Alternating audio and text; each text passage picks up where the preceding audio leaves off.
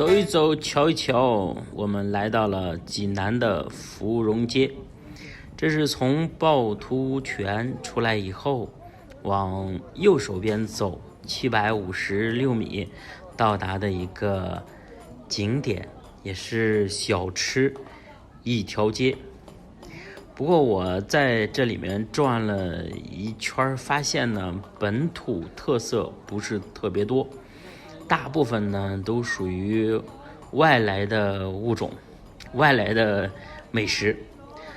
比如说呢，像什么臭豆腐呀、炸串啊、爆肚啊，还有肠粉，这里都有。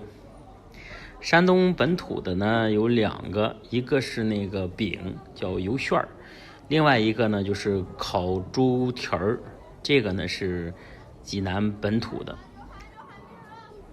整体这条街呢是比较长的，要游玩呢大约在45分钟左右。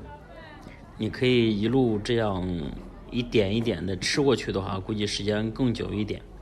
另外呢，在这个小胡同里要看仔细了，有一些10年、20年的老店在胡同里面，上面有可能写着美食不怕巷子深，这要看仔细了。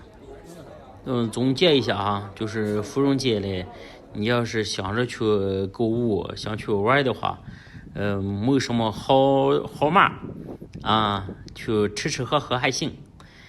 到了头来可以来这个文庙看看，这也是芙蓉街里边一个比较就是有游览价值的地方哈。